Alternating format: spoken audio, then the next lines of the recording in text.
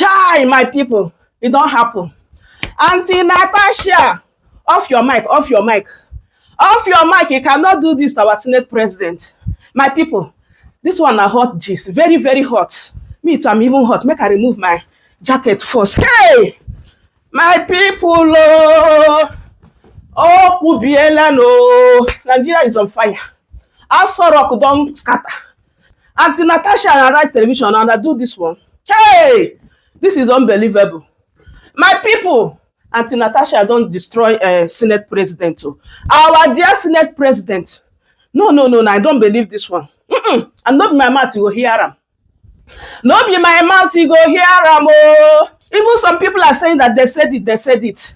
They know that now this kind of thing they happen between Auntie Natasha and the Senate president. I even discussed this with my friend. She says she not say now this kind of thing fit happen. Me, I no believe. Oh. I don't even support him. I say lie. I know my dear Senate president. He's a child of God, though. No be the other day we see him for church. He dey go church every Sunday now. A very disciplined man. How can he be looking at Senator Natasha for waiting now? Our Senate president, he get two wife, oh. So waiting one use Senator Natasha do. I no believe him. Until Senator Natasha come talk am with him mouth. My people, this one too heavy. I no fit talk am. I no go talk am. But make I talk small. Then I go leave you guys so that you go hear am from the horse's mouth. Auntie Natasha say, wetin dey happen be like that type where be say lecturer go dey face students every day, every time, over and over, because the student no gree sleep with him. Now that kind thing dey happen between her and Senate president. My people, no be me talk am o, and this allegedly Auntie Natasha talk am, which you go hear am for this video. But still, I no believe, because I know my dear Senate president very well.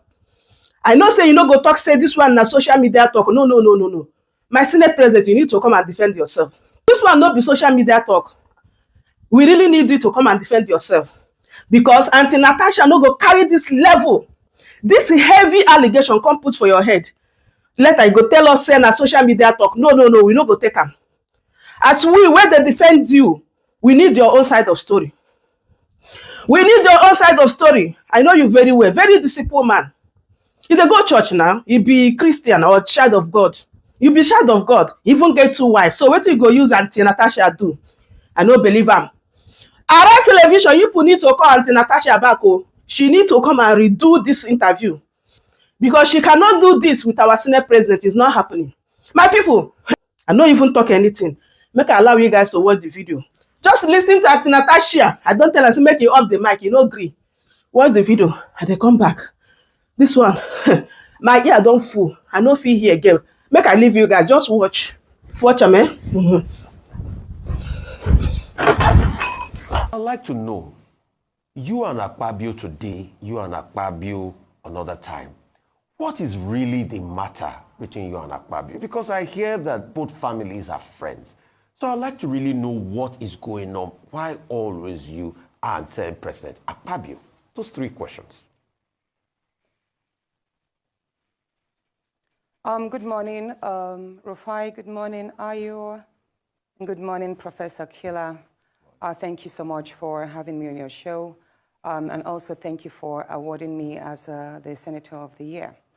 It's quite unfortunate that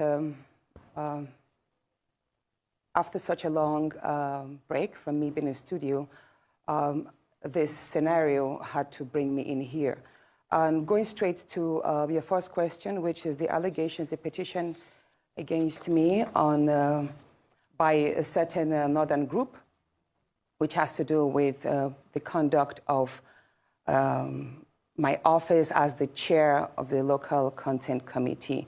I would first say that the allegations are baseless, but in as they are hampering on my integrity, I am glad to throw some light on it. The first allegation there was on the misappropriation of the funds in the account and withholding the imprest, as it said. I would like to say this, that when I resumed as chair, I have the bank statement here. It's an account under the name Senate Committee on Local Content, and the account is with Sterling Bank, and the account number is 00662082209. And when I resumed as chair of the committee, the account balance was 0. And then gradually, at the time I handed over to the next chairman, the account had 13,649,335 naira and 4 kobo. And I will say this, the first month after my resumption, the clerk of the committee, whose name is well listed there, probably the lady who is behind this petition, Mrs. Edith Aja, she approached me in January and said, oh, the first month's payment has gotten in. And I was like, what do you mean by that? She told me that every month, every committee in the National Assembly receives 950,000 naira as running or operational costs. And so that I said, okay, what is the money supposed to be used for? She said, it's for logistics, mail dispatches, whenever refreshments for meetings that we have, and all that. I said, okay, so if 950,000 naira has hit the account, we are yet to call for any meeting, so I think leave that money there, or is there a problem? She said, yes, the trend or the norm is that if there is no event or happenstance that utilizes the money, we are supposed to share the money. I said, how do you mean? She said, the money is usually shared. I, as the chairperson, I will take a part of it. I will give some to my deputy, and the rest of the money will be shared amongst the staff of the local content committee. And I was like, did you say that is what happens? She said, yes, that is what my predecessor did, and that is what happens in all the committees in the National Assembly. I said, well, you know what? That money, if it's meant to service the operations of the committee, it's not meant to enrich my pockets. It's not meant to enrich the pockets of the staff. I would not want to collect this so-called impress. So I would advise that you keep that money in the account, and we build the money, we use it for whatever it's needed. If we have to buy office equipment, print stationaries, then we use that money. And I promise this, and the bank statement is here. Anyone who has access to it, I have called the account number. You can check. We have gradually built the account. We use there was a time I approved the money last year for the purchase of a printer, because it made no sense that we kept on spending so much money printing outside. I was like, you know what, let us have a printer in-house. We bought a printer. We also have printed lots of materials, but basically the money, I never took a kobo out of that in the name of impress. I never gave my deputy then, who is Senator Ede Dafinone, any impress. He can verify and attest to that. Neither did I allow any of the staff to take any money, because that is taxpayers' money, and the money was meant to service the office. Now, the second allocation there is that, oh, but by the way, it would impress you to know that ever since I left office, the money has been withdrawn by the clerk. About 5 million was withdrawn. And 2 days after my removal again, 4.9 million was withdrawn. So as at today, the bank, that account that had 13 million has only 123,000. Now, the second allegation there is that I harassed the clerk, and I called for the CVs of the staff. Now, this is it. I believe in, I believe that the committee was set to oversee the operations of all the IOCs and the national industry players, and to also strengthen in-country capacity with regards to the oil and gas sector. So such a committee needs the services of lawyers and auditors, because we have to look at a whole lot of accounts and how monies are being spent, monies that are due to strengthen the educational and training sectors, how they are being spent. So one thing, again, the clerk told me was that we needed to deploy the services of an external consultant. And I told her, I was like, why do we have to deploy the services of an external consultant when we have in-house staff? The Committee on Local Content had about 10 or 11 staff at the time. And I was like, we should be able to do this job ourselves. I am a lawyer. I can do my own part wherever one needs to refer to the Constitution or to the Act as it may. Okay. And I believe we should have supporting lawyers, we should have auditors, we should have accountants amongst the staff. So I asked her for the CVs so that I could look, and then amongst them I can write to the clerk of the Senate and say, you know what, can you swap this person, because I want to have an effective team to operate. So if that is what they say, harassment, then so be it. And as for the rest, they mentioned I harassed NLNG. Excuse me, please. Natasha, I harassed NLNG. Natasha, for the want of these companies will write and act and defend. For the want of time, the second question I ask is, then what transpired on the Senate floor? Second question, and why is there always a tiff between you and the Senate President? So those are the two. You can put both together. Of course. Why is there always a fight between you and the Senate President? Of course. That was on the sitting arrangements. I think it was a Thursday, last Thursday. I walked to the chambers early before sitting. I signed the book. Please, can I have some water, please? Where is it? Oh. Okay, we'll just wait till... I flew all night, so I'm kind of drained. Okay, so... Yes, you were saying, yeah. The sitting arrangements. I walked into the chambers that morning. I signed my attendance sheet, and I was walking straight to my usual seat, which is the last seat by the door, like at the topmost last seat by the aisle. So, and then I was told by one of the sergeants at arms that, oh, ma'am, that is no longer your seat. You are now sitting at the far end there. And I was like, since when? They said, well, that's what the Senate President instructed. I was like, I was in chambers yesterday, which was Wednesday. I've not been notified. Why did you change my seat? What reason? I'm comfortable here. I'm okay here. I wasn't notified to that. So I was upset. And then I said I refused to move to the new seat. I don't even know what the new seat is. I don't even know the number. I don't know. But they told me it was the last seat, appointed the last seat at the far end. So then the procession came. The president walked in to the seat, and then the rest was shown online. I was already told, by the way, that I should gently move. Some senators messaged me that I should please adhere to the change and move to my seat, because that was a trap, a setup. And I was trying to understand what trap, what setup. At that point, the minority leader, Senator Abamoro, walked up to me, and he told me, Natasha, please just obey, just go to that seat. And I'm like, no, sir, you are my leader. You should speak for me. I am not aware that my seat has been changed. And I believe I should be given a chance.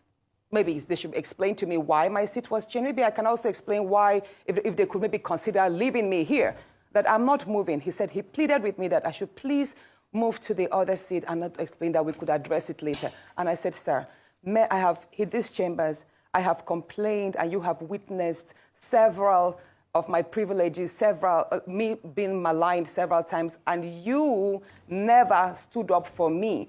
So no, I am not moving there, because I do not trust that if I move, this matter will be addressed. So I am going to raise it on the floor. That was what I told my leader, who is the leader of the minority, Senator Abamoro. And then he walked. So after that, I was about to be, then the minority whip now read the rules that I have broken the Senate rule by not adhering to my seat change. Allocation, and that was when, at the time the Senate President was about to read my seat allocation. At the time the Senate President was about to read, because the next thing he was going to do was to read my suspension because I failed to adhere to that. But he had already made some statements that, Senator, the whip was, hold on.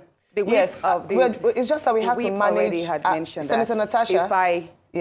Yes, ma'am. I'm so sorry, but we had to manage our time, and part of the question. Okay, so at that point, I knew I had to read Order 10. Okay. Yeah, I had to read Order 10. Now, what is Order 10? Many people don't understand. So now, Order 10 is an SOS for every senator who feels their rights and privileges have been breached. So and permit me to quickly read what Order 10 here means. Any senator may rise at any time to speak upon a matter of privilege suddenly arising, and he shall be prepared to move without notice a motion declaring that a contempt or breach of privilege had been committed. Now, here it is. It does not say I cannot read that order in that place. All That right. whenever a senator feels that their rights have been trifled upon, I have the right, even if I'm laying on the floor, wherever a senator is in that place. This order book does not say order 10 should be read from a particular seat. Okay, Senator Natasha, let me come in here. I Yes. have no Let me right come to in here, speak please. from that Senator seat, that I should Natasha? speak from my new seat. Yes. The Senate President aired, hold on please, this is a very important point. Okay. The Senate President himself made a mistake by not allowing me to speak on that order 10, because it says here, and let me mention number 11. When a matter of privilege Senator Natasha, I'm going to have to come in here. Senator Natasha, Senator Natasha, I am going to have to come in here. Thank you so much. Yes, please. You'll have more time to explain, but we have such limited time and we want to get as much out of this interview as possible. Well, thank you for expressing and opening up your statement. So what I assume from what you said now, because that was the question I was going to ask you, was the Senate Standing Orders, Chapter 362. A senator may only speak from the seat allocated to him, provided that the president of the Senate may change the allocation from time to time. So what you're saying is that Order 10 trumps Order 6.2 in terms of your ability to speak. But you can respond to that after I ask this question. Based on that, you make allegations, or you made allegations last week, Thursday, in the chamber saying that you've been maligned. In fact, you said to the Senate president on the floor, in the chambers, that you are not afraid of him. Can you share or expatiate on what you mean by that? And when you had a follow-up interview, you were talking about how some of your privileges were deliberately taken away from you. What was the motive behind this? And then finally, is this exclusive to you alone? Or is it just because, I mean, there are many things that have come up because you're a woman, there are only 4 women in the House, you and the Senate President have personal altercations that have now appeared in the chambers. Is this the privileges being withdrawn from you exclusive to you alone, and why do you think that is? Now, thank you. Indeed, the Senate President has the right to allocate seats to every senator, and the senator should speak from that allocated seat. But here it is. I was not about to make a debate. Neither was I about to contribute to a motion. I was reading an SOS, which is a lifeline of any senator. For any senator to have invoked Order 10, that means his privileges were already, or her privileges were already infringed upon and denied. And that can be raised anywhere at any time. So once a senator shouts Order 10, believe me, even if I'm being dragged on the floor and I say Order 10, they are supposed to listen to me. Wherever I sit in that place, that's why he said any senator may rise at any time to speak upon a matter of privilege suddenly arising, and I should be prepared to move same. So in this part, the Senate President, once I raised Order 10, he ought to have allowed me to speak, and then he could have maybe taken his own discretion to overrule it, or move that complaint to the Ethics and Privileges Committee. But the Senate President failed to do that. Instead, he ordered that the Sergeant at Arms should move me out of the chambers and prepare for my suspension. Okay, next question. Now, you're talking about my outburst. Yes, I please. did mention. I did mention that my rights in the Senate there, I have been dehumanized, I have been maligned, and all what. And that outburst, I believe that the seat change was just the straw that broke the camel's back. A lot has been going on. And you asked, I'm just going again, trying to mix up the question. Yes, that's fine. Mix with this so I asked you, you made a statement that you've been maligned, you are not afraid of the Senate President, and that I asked if this was exclusive to you alone or if this is a particular trend. Yeah, that outburst, that's what I'm about to explain that. Yes. Yes, so many people do not know what I'm about to say, but I'm going to speak my own truth. And the Senate President is allowed to counter that. It all started on the 8th of December, 2023, which was a day before his birthday and my birthday. We are birthday mates. We were all in Akpabio because he had a big fanfare in the stadium. Myself, my husband, and a few of his close friends, we went to Akpabio. And at first, we were at Ikot Ekpene. We were in his house in Ikot Ekpene. Then we all moved to his house in Uyo, which was about 8 p.m. And he held my hand, and said he wanted to show me around his house. My husband was walking behind us, just three of us. We're walking around from room to room. He showed me the beautiful interior. This was done by this, by that, this designer here, he bought this from us. Like, oh, it's beautiful. And then I noticed that he hastened his pace while still holding my hand. And my husband was behind, still on his phone, but he was catching up whenever he could. And then he got to this particular sitting room, and he said, do you like my house? I said, of course, sir. Every room, beautiful, nice interior, quality taste. He said, now that you're a senator, I'm going to create a time for us to come spend quality moments here. You will enjoy it. At that point, I just pulled away, and I was like, I don't really understand what exactly that meant. But then my husband now, when I turned around, I saw my husband was already near me, and the way my husband looked at me and looked at him, I was beginning to wonder, did he hear part of that inciting statements or not? And then the Senate president, too, I saw that he also had that thought, like, did my husband hear the invitation to treat or not? So then the Senate president now said, oh, by the way, let me show you my chapel. He has a chapel in his house as well. So while we were going to the chapel, you know, we walked in silence and all. So that evening, before we left the Senate president's house at about 11 midnight to the 4 Points in Ikotekpene. And my husband asked me, Natasha, what did the Senate president whisper to you? What's he telling you? I thought, should I tell him that he was speaking about bringing me in here at a special time for us to have a good time? Or should I just kill it there, wrap it as if there was nothing? Because tomorrow was a big day. I know how much my husband adores the Senate president. He loves him as a brother. My husband would do anything to support him. So I told my husband, nothing. I can't remember what I created, but I just gave him some words to manage, to mask what was said. After, when we laid in bed, I lay to my right, and my husband wrapped his arms around me, and he said, my love, you know you can't tell me anything. What did the Senate president tell you? Again, I was like, don't you believe me? I said, nothing. Nothing. Moreover, it's my birthday in a few minutes. Let's just be happy. Then my husband told me he doesn't want to see me travel out of the country alone, and I should not go to the Senate president's house because he has a guest house where many senators do go there, you know, after office to like get approvals and all that. So I told him, okay, no problems. That was it. I thought that was going to be the end. But then, in February, I wanted to move a motion. I wanted to move a motion for the investigation on the ills of corrupt practice in Ajakuta Steel Company.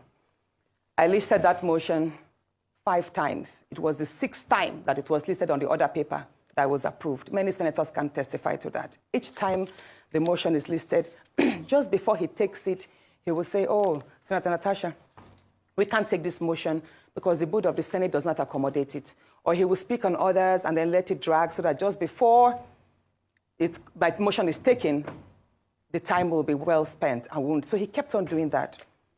I went to him in his office. And I said, Senate President, you know how important this Ajakuta Steel Company to me is. You know how important it is to my people and to Nigerians. I've noticed that you have stepped down this motion. As a matter of fact, a number of senators told me, go and see him and plead with him so that he would take it. I was like, sir, please, why can't you take this motion? It's very important. It's been listed. Then it was listed a 3rd time and stepped down. He then said, Natasha, I'm the chief presiding officer of the Senate. You can enjoy a whole lot if you take care of me and make me happy. At that point, I said, sir, I'll pretend that I didn't hear this. He said, well, the ball is in your court. I left his office, and when I got home, I told my husband, I didn't tell my husband what happened. I just told my husband, please, can you speak to the Senate president to allow my motion scale through? I think I also spoke to the DSP, to the leader, Senator Pemi. I spoke to a number of senators that they should please intervene and allow him to do that. I never told them what happened. My husband had to take a trip to London. Then the Senate president traveled to London. My husband met with the Senate president in London and pleaded with him, let my wife take this motion on Ajakuta. That is very important to her. Okay. All right, Senator Natasha. He said, okay, that he did not take it because he was protecting me. Hold on, please. He didn't take it because he was protecting me. Protecting me from what? Anyway, at the time he finally my demotion was taken, it was the Deputy Senate President, His Excellency Barrow, that actually sat. The Senate President stood up and walked out. So it was Senator Barrow that actually took it. All right, Senator Natasha. And from there, Senator let's Natasha. talk, many other incidents happened. Yes, Senator let's Natasha. talk about the nightclub. Yes. Hold on, let's talk about now the nightclub incident. Professor Kila is going to ask you a question. I'm so sorry to have to interject here, but I just want to mention that, and I'm glad you gave the caveat at the beginning of your statement, that this is your side of the story, and the Senate President has the right to defend himself or to counter what happened between you privately. So what I assume, or for what you're saying, is that what happened last week Thursday began from a private conversation, and then you have felt like you've been maligned as a result of you not agreeing to certain propositions, right? Yes. Okay, so what has happened? Yeah, you know the same story of when a student keeps being failed. Yes.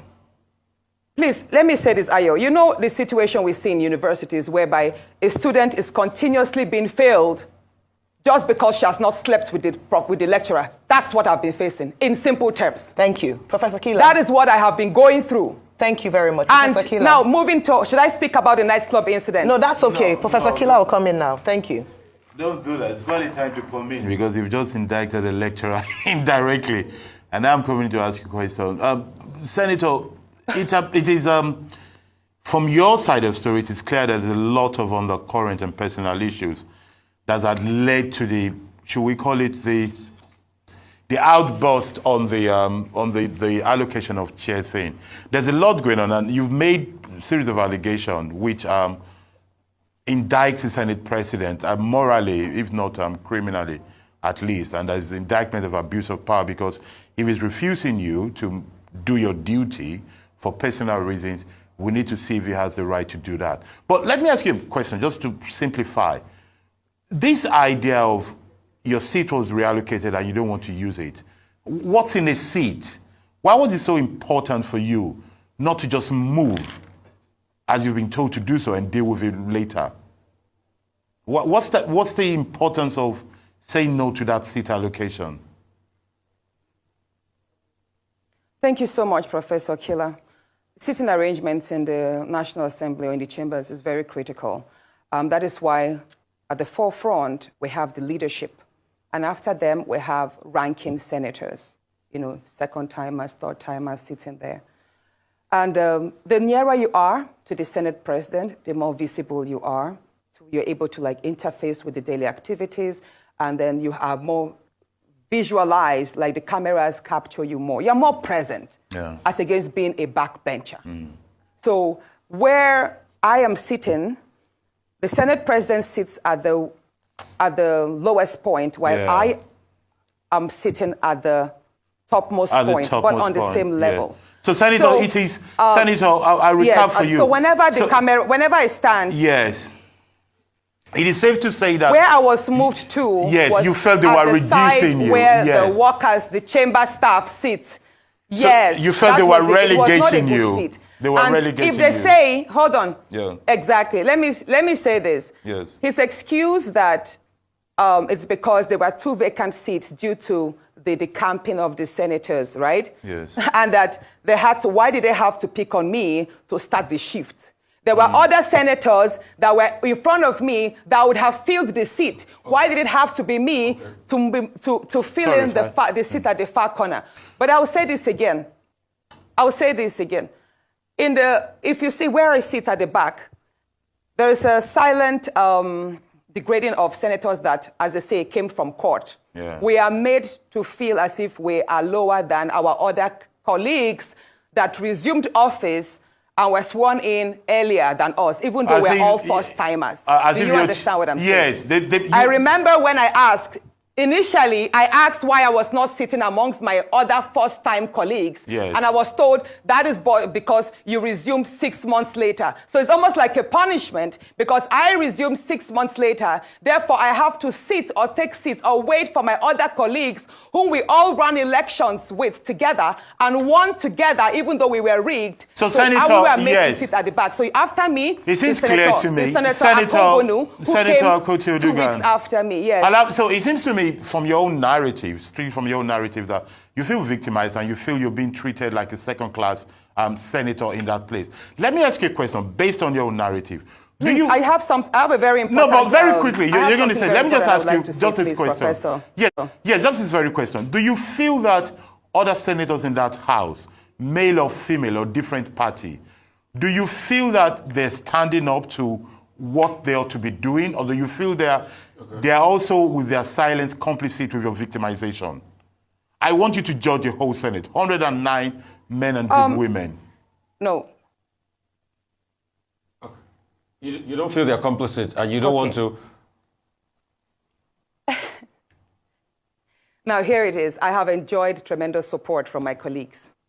And the fact that a number of my colleagues have not spoken out publicly in my defense or criticized what has happened does not mean that they do not visit me privately at home or they do not call on me to give me words of encouragement. Why they are yet to come up openly and criticize the activities of the Senate President, probably that's best known to them. However, one question I have been asked a number of times is, why are the women silent? Why are the 3 other women silent? Yeah, so why, Senator? Why do you think they're silent? The day I filed the suit of defamation, the suit that whereby the Senate President's SLA on new media, Mr. Patrick Mfong, sexualized me by addressing my attire as being transparent, and that the only thing I know how to do is to wear pancake to the chambers.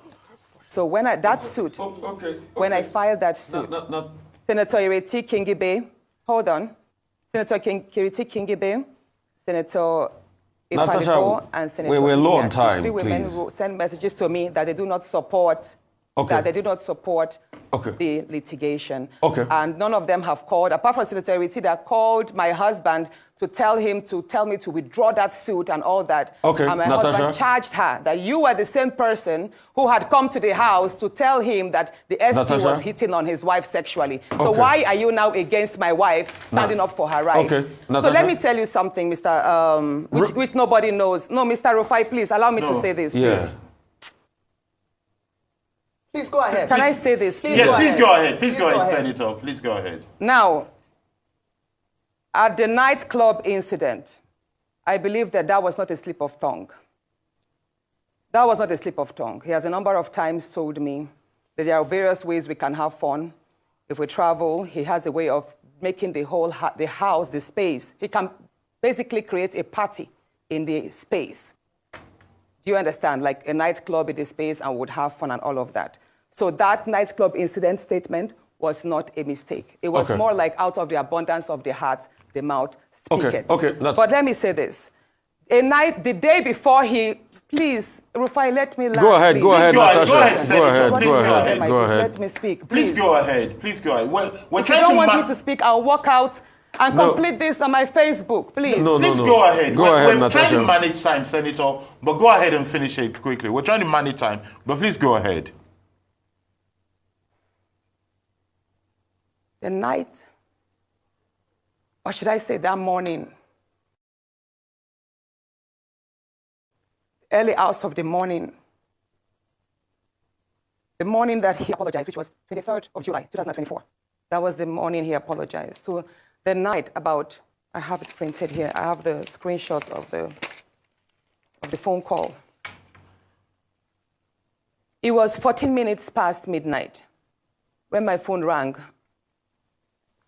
The leader of the House called me, Senator Michael Bamidele Okpeyemi called me, and he said, Senator, how are you? I said, I'm fine. He said, in the wake of all of this rancor, if the Senate President goes down, I will go down too. And I said, what do you mean, sir? At that point, I woke my husband up because he had fallen asleep before me. I said, are you calling me to threaten me? I could hear murmurs from the Senate President. I could hear the Senate President's voice at the background because I could tell he was on speakerphone. He said, no, I'm just telling you that, there's a whole lot of attack on the Senate President, and if things go down, if he resigns or something happens, I should know that I'm going to be held responsible, and I also go down. At that point, I started shouting. I was like, you can't call me at midnight and threaten me, sir. You can't do this. And mind you, I was actually surprised because the leader of the House is someone I respect greatly. He's a very good friend. He's a very calm person. And I believe, I'm saying it, that if he actually made those statements, he probably was told to do so. So I dropped the line, and then I dropped the line. The first conversation was just 2 minutes, 33 seconds. Then my phone rang again at 26 minutes past midnight that same day. And then it was the same call, Senator Akpabio's line, but then it was the Senate President's voice. He said, Princess of the Senate. That's how he calls me casually. You know, I've been attacked. My wife has not slept for days. She's been crying. She's received lots of insults, all because of you. I said, no, sir, it's not because of me. It's because of you. I didn't force you to order that statement. And I did not call on the support I received from Nigerian women. So don't blame it on me. Say, no, he's telling me this because the Dane of Agbo, I think he's a king in Agbo in Delta State. So the Dane of Agbo spoke with him and told him that he, that's the Senate President, was the most hated politician in Nigeria at that point. Mind you, that was a few days to the protest. There was this end bad governance protest on the 1st of August, and this incident happened like a week before. So he said the Dane of Agbo told him, Mr. Senate President, you know your rating is all low. You're one of the worst. You're one of the most hated politicians now. So I would advise. He said the Dane of Agbo advised the Senate President to leave Abuja because if he is caught in the middle of the protest, he could be attacked by the Nigerians. I said, so why are you telling me this, sir? He said he's telling me because he found it insulting that the Dane of Agbo would tell him to leave, to run away, to leave Abuja. And that he's telling me, Sen Natasha, I'm telling you, go and tell them that if anybody over the age of 20 approaches me during the protest, I will what was the word? Hold on. I will take that person down. The Senate President told me over the phone that based on the advice that the Dane of Agbo gave him, that he should leave Abuja in the wake of the protest so that he will not be caught and probably will not be approached or attacked by the youth. He said, Natasha, I have the capacity, I'm number 3 citizen. If anybody over the age of 20 dares to confront me, I will take that person down. That person should dare me with his life. I said, at that point, I started shouting. I now told my husband, he didn't know the phone was on speakerphone all the while because I'd woken my husband up from the first speak. I was like, my love, can you hear what he's telling me? This is exactly what he does. At that point, when he knew, he was like, is your husband there? Oh, yeah. I said, yes, sir, my husband is here. And he heard everything. He then told me to pass the phone to my husband. And you know what he said? Immediately, he changed his tone. He was like, oh, Alema, I have a slot for you. For an appointment from Delta State, why don't you bring a nominee? And I took the phone back. I shouted at the Senate President. I said, you can't pacify us. You can't threaten me on one side and then pacify me. Sir, I'm aware, even though the conversations took place on via WhatsApp, I know that the DSS and the NSA's office, they have the tools to extract these phone calls. And I'm going to publish yes, sir. Okay, Senator Natasha, thank you. So and he told me that, well, all you want, hold on, please. He then told me that, all I want is an apology. He would apologize on the floor that morning and that he expects me to accept it. So all that morning, when I walked in, I was already threatened. I was already petrified. This is a man who had already called me at midnight, so I didn't sleep all night. I just had to say to his seamless apology. Senator Natasha Akpoti, thank you so much for being here. He who alleges must prove. I'm sure you have all your proof because they are on the other side are also going to demand all of it, and you have to put it out there. So thank you so much for your time. My people, I hope say, when I hear everything, Senator Natasha I talk here. Just as I said before, I don't talk anything. Our dear Senate President, we are waiting for you. We want to hear your own side of story. Just as I said before, now we they defend you. Because I know say, they did this kind of thing. They do one. So, we need your own side of story. Come defend yourself. Yes. Yes, so breeze don't blow, my people. We don't see fire on yash. Now so it be. I say make I bring this update too. Yes. I know say we Nigerians now this kind gist with their like. If na important one now nobody go come watch. So I hope say on I hear with Auntie Natasha talk. We are waiting for our dear Senate President to come and defend himself. Yes. My people, thank you for watching. Thank you. Share the video, share the video. Now this kind gist, Nigeria they like. If na important one now, they no go watch. Share the video. Give me a thumbs up and subscribe. Subscribe. Ngwanono. Bye bye. Hey! RML.